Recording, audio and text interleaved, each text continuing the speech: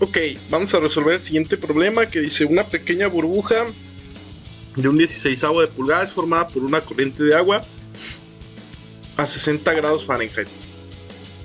Calcule la presión dentro de la burbuja. Bueno, para clarificar, al ser una burbuja tiene una pequeña membrana la cual pues tiene un grosor. Entonces eso significaría que tendríamos dos distribuciones de fuerzas debidas a la tensión superficial. Una de color verde y otra de color azul.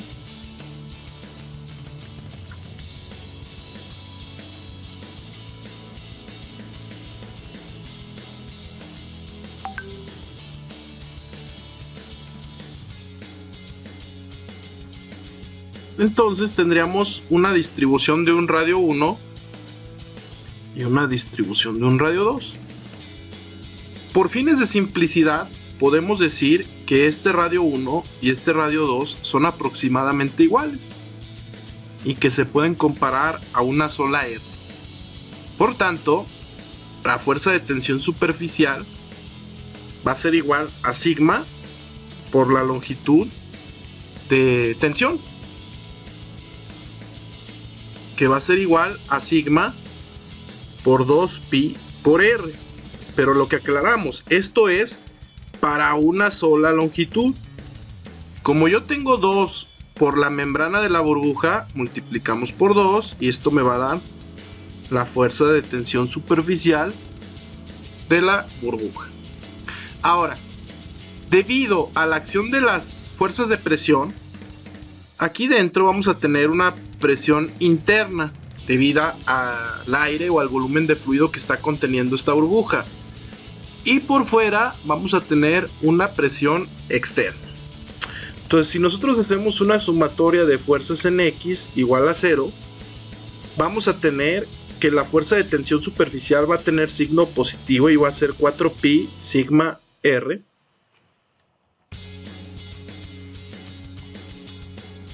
Menos la presión interna por el área que está ejerciendo aquí, que sería pi por r al cuadrado, más las fuerzas de presión externa, que van a ser pi por r al cuadrado, y esto va a ser igual a 0. Entonces, al despejar obtenemos, bueno, y haciendo una factorización, pi por r cuadrada por la presión externa menos la presión interna va a ser igual a menos 4pi sigma por r. Aquí tenemos un signo negativo que equivaldría a invertir este paréntesis. Entonces simplemente decimos que la presión interna menos la presión externa va a ser igual. Despejamos, eliminamos estas r's y me quedaría 4 veces sigma sobre el radio, ¿sí? Ya que esta r cuadrada pasaría hacia abajo con otro color y me quedaría como r. Y a este término de aquí lo reescribimos como delta P, ¿vale? Entonces, de mis tablas observo que el coeficiente de tensión superficial sigma es en sistema inglés 0.504 libras sobre pie, ¿sí? Y tenemos que el radio de esta burbuja va a ser igual a un 16 por un medio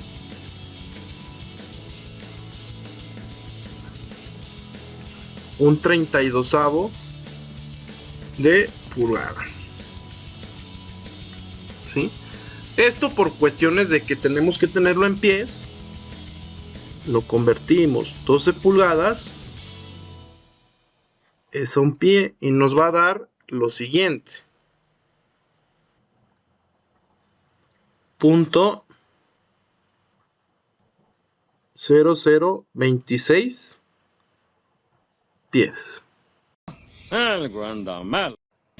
Ok, entonces aquí realizando una pequeña corrección, el coeficiente sigma es igual a 0.00504 libras sobre pie. Entonces la presión interna va a ser igual a la presión externa, que son aproximadamente 14.7 libras sobre PSI, es decir, hice este despeje, más 4 por 0.00504 libras sobre pie sobre el radio que ya está en pie, es 0.0026, y esto nos daría un total 14.7 PSI. Aquí cambiar estos pies,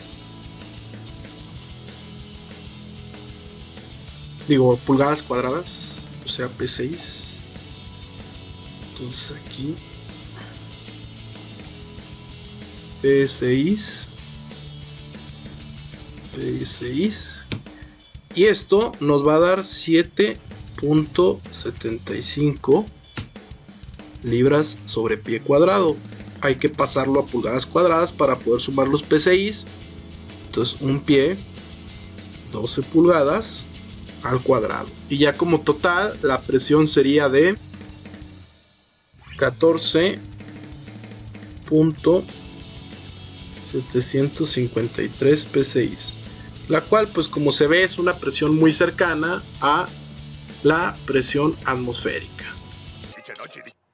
Bueno, entonces ahora vamos con el ejercicio número 2, que habla sobre un tubo vertical con agua a 20 grados y en el cual pues hay una adherencia debido a efectos de tensión superficial de un ángulo beta de 30 respecto a la vertical. Bueno, para este problema he hecho este pequeño diagrama. Entonces nosotros lo que vamos a tener es una fuerza de tensión superficial debida a este menisco, ¿sí? Esa fuerza va a generar un ángulo de contacto, ¿sí? Ese ángulo de contacto siempre lo vamos a medir de la superficie del tubo en sentido horario, ¿sí? Entonces, por ejemplo, este sería el ángulo de 20 grados.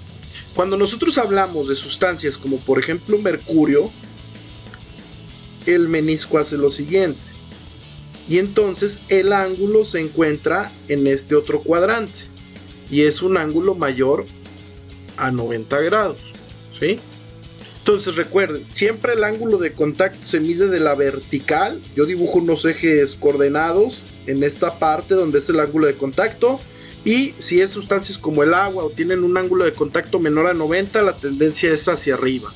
Si es un ángulo de contacto mayor a 90, la tendencia es hacia abajo y el menisco es, como se ve, negativo. ¿Sí? Entonces voy a tomar los datos para el agua a 20 grados,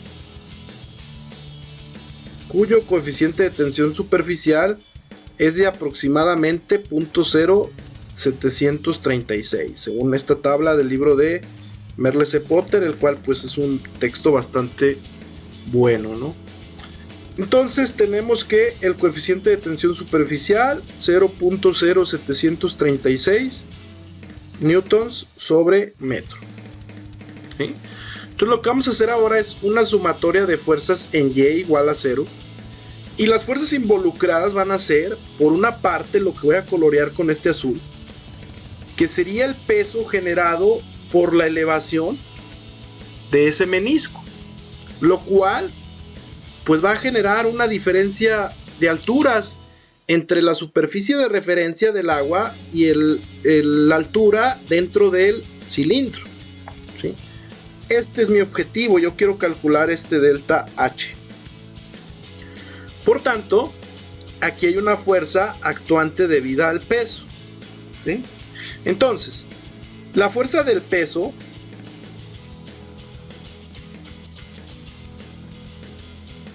va a ser igual al gamma del fluido, que en este caso es agua, por el volumen, ¿sí? Para este caso muy particular, gamma del agua, pi por diámetro al cuadrado sobre 4 por la altura que estoy buscando. Y esto me daría este volumen dentro del cilindro, ¿no? De fluido. Entonces sería por delta H.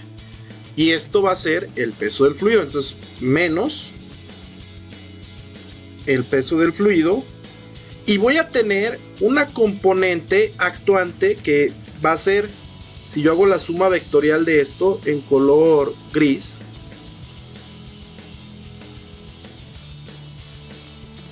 sería una componente vectorial positiva en la dirección Y y una componente vectorial negativa, positiva en la dirección X. Eso es, pues, respetando la ley del paralelogramo.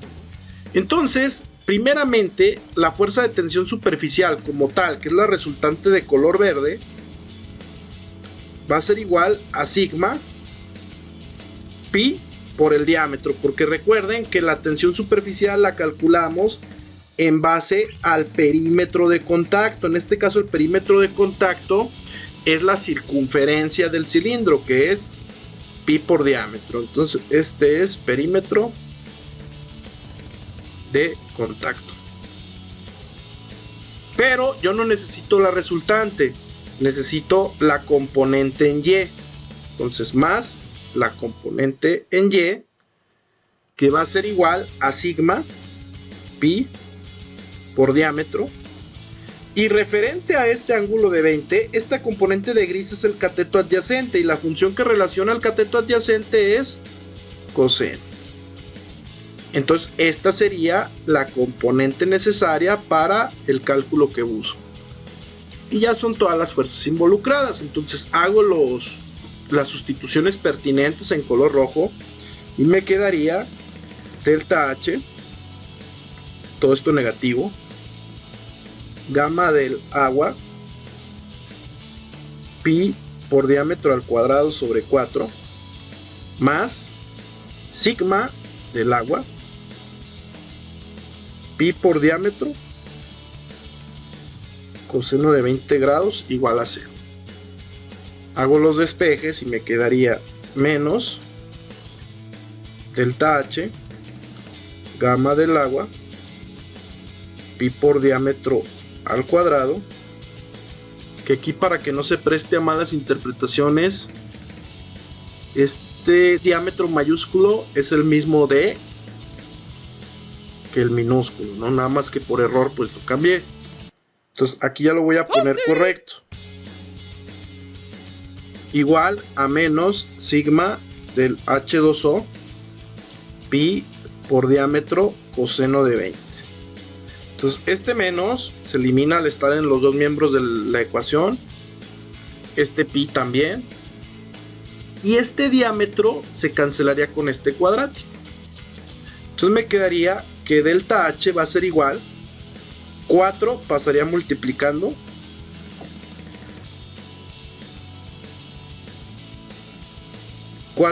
sigma del H2O coseno de 20 grados sobre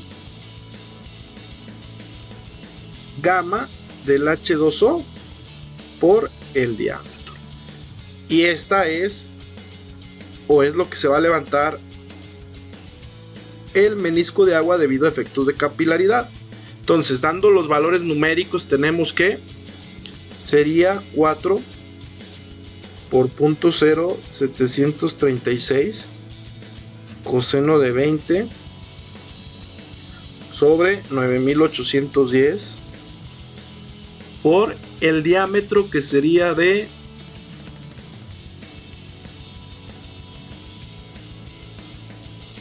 0.02 centímetros, que en metros equivaldrían a 0.02 y todavía sobre 100. Entonces, haciendo las operaciones pertinentes, tenemos que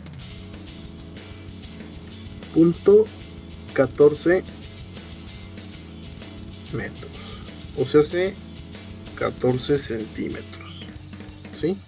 Cabe aclarar que yo para este caso pues tomé el peso específico como ideal, ¿no? Aquí pues nada más tendría que hacerse un pequeño ajuste en el cual pues tomes este gamma del agua como 9792, que pues no genera variaciones tan grandes, ¿sí? Entonces este sería el resultado para el problema número 2. Ok, ahora vamos con el problema número 3. Dice que pues tenemos, digamos, un contenedor inicial en el cual tenemos un volumen inicial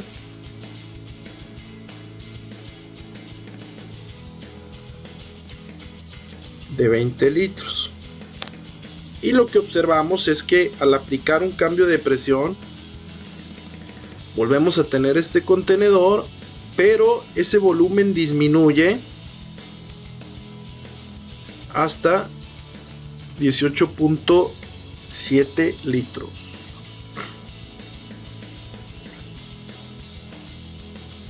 ¿Sí? Entonces aquí tenemos 20 litros, 18.7 litros. Entonces nos dice que cuál fue la presión aplicada. Bueno, usando el concepto del módulo de elasticidad volumétrico, tenemos que menos el volumen por el cambio de presiones respecto al cambio de volumen nos da igual a esta constante, ¿sí? En realidad lo que yo necesito es el cambio de presión y va a ser igual a menos el módulo de expansión, el coeficiente de compresibilidad del agua por delta V sobre V, ¿sí? Entonces este módulo de elasticidad volumétrica es menos 2200 megapascales para el agua por delta V, que sería el volumen 2 menos el volumen 1, que el volumen 2 sería este y este sería el volumen 2. Entonces 18.7 menos 20 sobre 20. Para este caso no es necesario convertir estos litros porque al ser una división se van a eliminar. Entonces simplemente se mantiene la proporción y uno lo puede hacer de manera directa. Entonces el resultado numérico sería el siguiente, lo cual daría 143 megapascales. Eso quiere decir que si este contenedor estaba a presión atmosférica, pues la presión 2 va a ser igual a 143 megapascales más 101.325 kilopascales. Ahora, aquí hay que darnos cuenta que para convertir estos kilos a megas, pues prácticamente sería lo siguiente. Esto pues no le hace absolutamente nada a esta cantidad y por tanto podemos decir que lo que se necesita es un incremento de aproximadamente 143 megapascales. Debido a esto, a que esta presión es exagerada para deformar el agua, en muchos contextos situacionales podemos considerar al agua como un flujo incompresible. Este sería el problema número 3. Ok, vamos con el ejercicio número 4.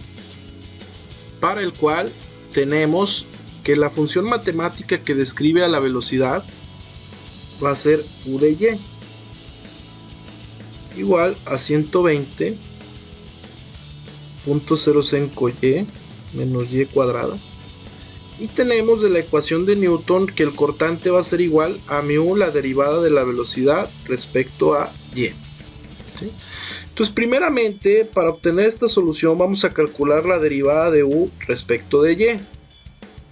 Y me va a quedar la derivada respecto de Y de 120.05y menos y cuadrada.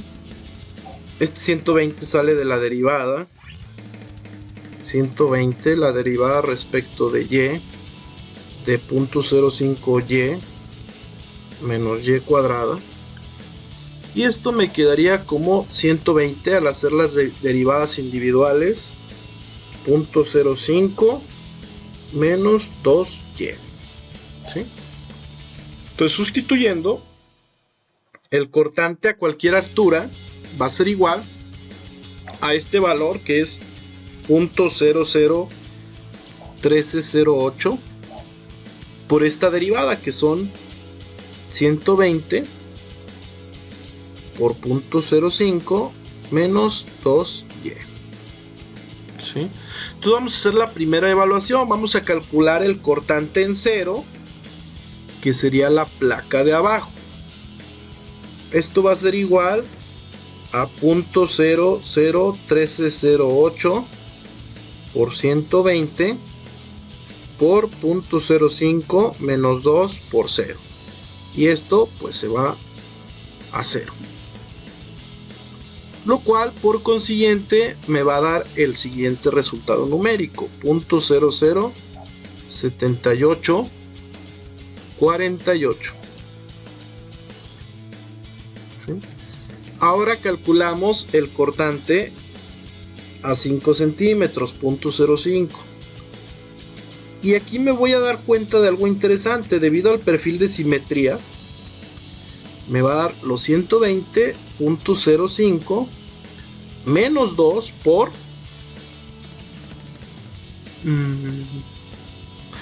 0.05. Y esto al final del día, al restarse, me va a dar menos 0.05 negativo, lo cual es la misma cantidad que arriba, nada más con este signo. Entonces, el cortante, debido a la distribución simétrica, va a ser lo mismo, nada más con signo opuesto. Y este sería el resultado para el problema número 4. Ok, vamos con el ejercicio número 4, para el cual tenemos que la función matemática que describe a la velocidad va a ser u de y igual a 120.05y menos y cuadrada. Y tenemos de la ecuación de Newton que el cortante va a ser igual a mu, la derivada de la velocidad respecto a y. ¿Sí? Entonces, primeramente, para obtener esta solución vamos a calcular la derivada de u respecto de y. Y me va a quedar la derivada respecto de y de 120.05y menos y cuadrada. Este 120 sale de la derivada. 120, la derivada respecto de y de 0.05y menos y cuadrada. Y esto me quedaría como 120 al hacer las derivadas individuales. 0.05 menos 2y. ¿Sí? Entonces, sustituyendo, el cortante a cualquier altura va a ser igual a este valor que es 0.001308 por esta derivada que son 120 por 0.05 menos 2y. ¿Sí? Entonces vamos a hacer la primera evaluación. Vamos a calcular el cortante en cero, que sería la placa de abajo.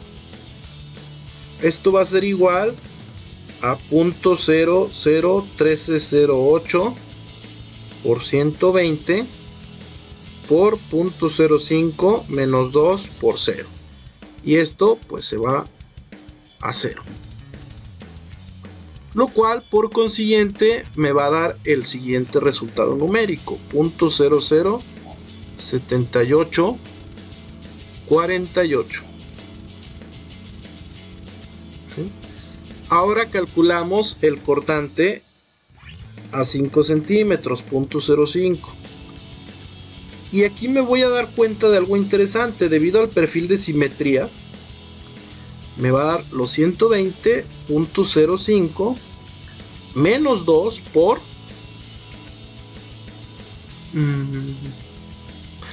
0.05.